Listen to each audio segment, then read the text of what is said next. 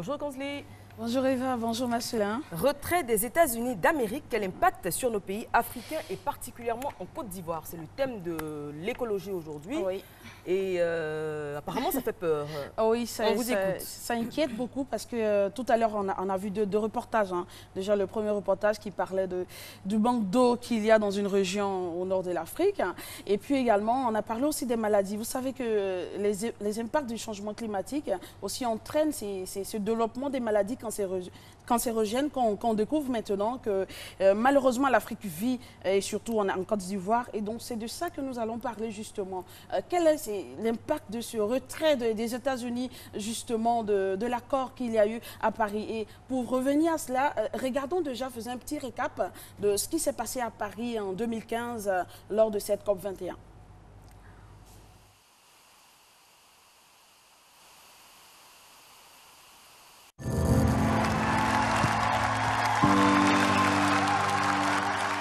Une ovation, des sourires et des larmes de joie.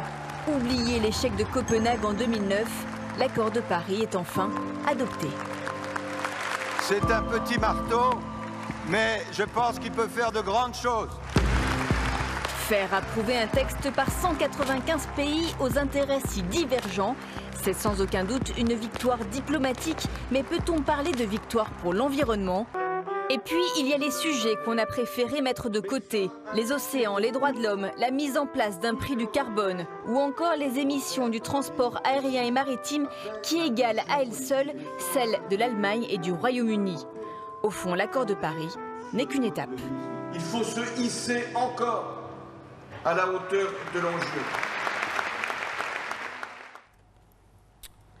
C'est une étape. Hein. Voilà, ça c'est qu'une étape. Mais depuis jeudi dernier, l'étape est mise à mal. Cette étape est mise en mal et je dois dire tous les dirigeants sont vraiment en branle, tous les dirigeants sont inquiets et surtout les Africains parce que c'est surtout nous émettons moins le gaz à effet de serre, des gaz carboniques, mais nous subissons plus les effets du changement climatique. Ça se ressent même chez le cultivateur dans les provinces et dans nos villages.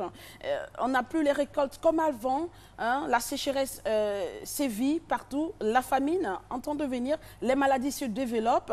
Je pense que c'est des choses qu'il faut revoir, surtout au niveau des pays africains. Mais moi, ce que je vais dire aussi sur cette thématique, c'est qu'il ne faudrait pas justement que nous restions, nous, Africains, à attendre justement je dois dire, à ce que les pays pollueurs, les grands pays pollueurs dont les États-Unis en font partie, sont les États-Unis justement qui occupent la deuxième place en matière de pays pollueurs, nous attendions forcément les financements. Il faudrait qu'à notre niveau, nous sommes remplis d'intelligence, nous mettons en place justement des techniques pour pouvoir s'adapter aux différents effets du changement climatique. Et pour toujours étayer justement notre chronique du jour, nous avons depuis le Maroc justement un monsieur Ben Said qui nous donne son avis justement sur cette thématique, cette problématique qui mine notre monde entier. Je vois que la décision du président américain Donald Trump de retirer son pays de l'accord climat de Paris signé en 2015, je crois que c'est un acte égoïste, injuste et non responsable. Et aussi c'est contre la charte des Nations Unies et la Déclaration internationale des droits de l'homme. L'homme africain aujourd'hui a le droit d'être protégé contre le changement climatique. Ce changement qui aura de sérieuses répercussions en Afrique, notamment avec les vagues, les chaleurs extrêmes, un manque de précipitations, l'agriculture et la pêche notamment seront en souffrance. Je crois que le retrait de l'accord de Paris est vraiment un acte non responsable, surtout par un pays qui est considéré comme le deuxième plus gros émetteur de carbone au monde. Nous, on vit ensemble dans un monde qui est menacé par plusieurs risques et on voit un président qui prétend être la première force au monde et qui prétend être le garde-à-vous des droits de l'humanité et le bonheur pour l'humanité, il déclare le retrait des États-Unis de l'accord de Paris. C'est insupportable et aussi c'est incompréhensible. Et je crois que c'est un acte qui n'est pas responsable. Et je crois aussi que les pays africains ils doivent travailler ensemble pour justement montrer ou démontrer que Trump n'est pas un président qui aime le bonheur pour l'humanité et pour les Africains.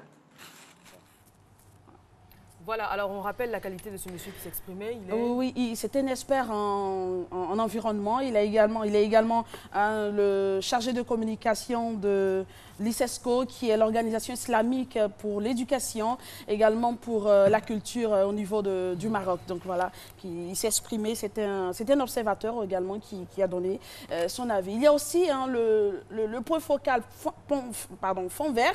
Le fonds vert, c'est un fonds destiné à soutenir les pays africains dans la problématique du changement climatique. Donc le point focal fond vert au niveau du Sénégal également, qui s'exprime et qui donne vraiment les impacts qu'on aura sur les pays africains. En tant que climato-sceptique, la décision de Trump ne nous a pas surpris. Toutefois, il faut considérer qu'il y aura des conséquences immédiates, notamment sur le plan financier, parce que les États-Unis sont un grand contributeur au niveau des pays développés.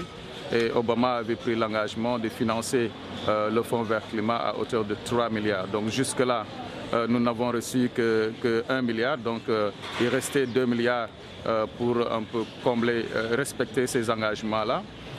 Et nous le savons tous, les pays en développement sont financés à travers le Fonds vert climat pour remplir les engagements par rapport à la lutte contre la dégradation du climat.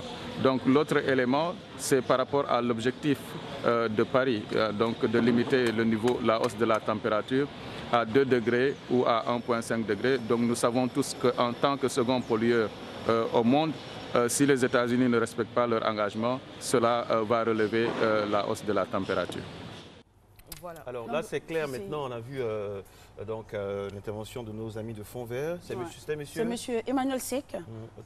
Voilà, l'accord de Paris rejeté donc par Donald Trump. Alors, quelles sont les dispositions prises ou même qui devraient être prises par notre continent? Voilà, et justement, à la suite de monsieur Emmanuel Seck, au niveau de la Côte d'Ivoire, quel est le véritable problème?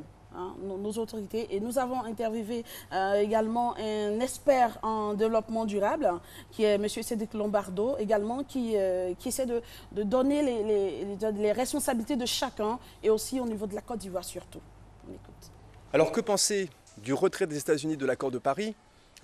On va en dire 3 choses. La première, dans une analogie avec un match de football, c'est à peu près comme si le capitaine de l'équipe venait de nous quitter pour aller jouer dans le camp adverse. Alors forcément, on sent que le match contre le changement climatique va être un petit peu compliqué.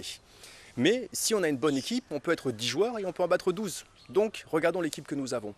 Première nouvelle, l'Union européenne a réaffirmé son engagement à l'accord de Paris. Et ça, c'est très important. Deuxième nouvelle, la Chine a dit, moi, pareil, je respecterai mes engagements. Et troisième nouvelle plus intéressante, c'est l'Inde qui a dit, non seulement je vais respecter mes engagements, mais je vais même essayer de faire mieux. Donc, on se rend compte que le match continue, même si pour l'instant, on a une suspension de la part des États-Unis. Ça, c'est le premier point. Le deuxième point, si on regarde un petit peu l'histoire américaine, ce n'est pas la première fois qu'on voit 2 camps qui s'opposent. D'un côté, on a un camp qui est progressiste, qui veut le progrès technologique, qui veut le progrès humain. Et dans l'histoire des États-Unis, on va citer le Nord qui voulait justement qu'on ait accès à l'énergie à la vapeur, qui voulait changer le modèle industriel des États-Unis. Et puis de l'autre côté, on avait le Sud. Et on avait un Sud qui, lui, était très traditionnaliste. Et pour lui, l'outil de production, c'était une main-d'œuvre gratuite, c'était l'esclave. Alors pourquoi aller changer de technologie, dépenser de l'argent dans les machines à la vapeur, alors qu'on a un mode de production, l'esclave, qui est gratuit sur le terrain? Eh bien, aujourd'hui, c'est à peu près le même problème que nous avons. Vous avez un camp progressiste qui dit il faut moderniser l'outil de production, il faut être moins gourmand en énergie, il faut être plus efficace dans la consommation des ressources. Et puis de l'autre côté, vous avez un groupe qui dit tout ça c'est faux, c'est uniquement pour m'empêcher de produire, ça va me tuer des emplois, ça va fausser ma compétitivité. Et on voit bien que de toute façon, c'est un combat contre le progrès qui sera perdu un jour ou l'autre. On n'a pas d'autre choix que d'entrer dans une économie verte pour un développement durable.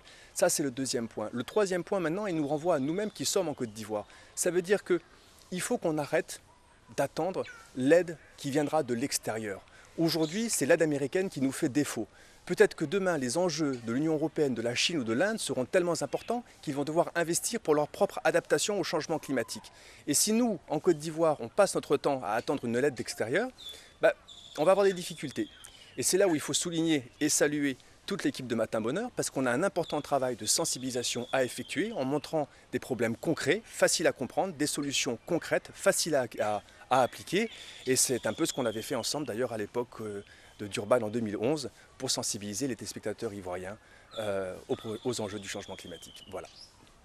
C'est un plaisir de revoir M. Lombardo. Justement, à l'époque, pour Durban, il était venu avec ses diapos, tout ça. C'est vraiment un monsieur qu'on salue et qu'on respecte, qui fait beaucoup pour l'environnement, mais le plus souvent, il n'est pas très écouté.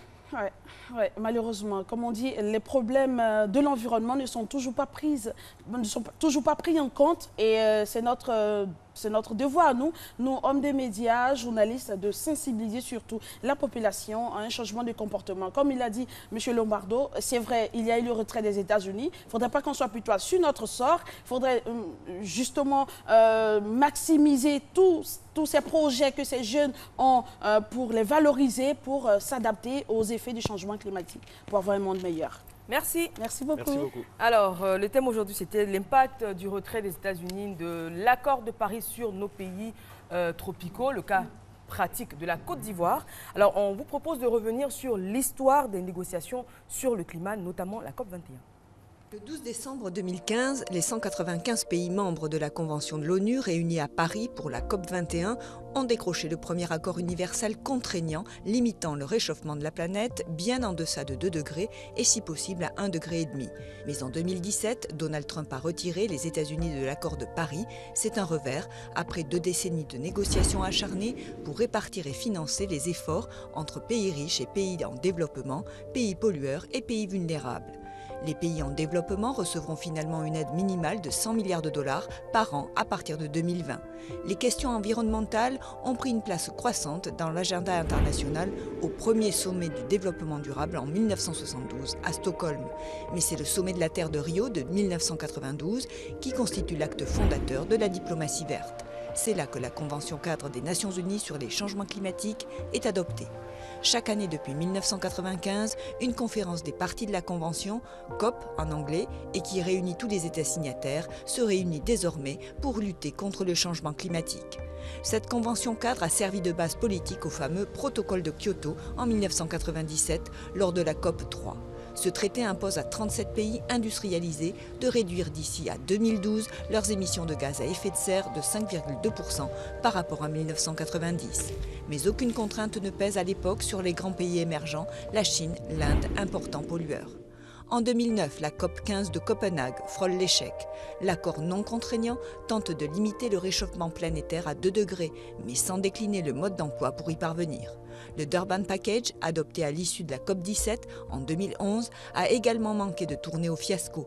Les participants s'y entendent finalement pour boucler un accord 4 ans plus tard, en 2015, englobant tous les grands pays industriels, Inde et Chine comprises.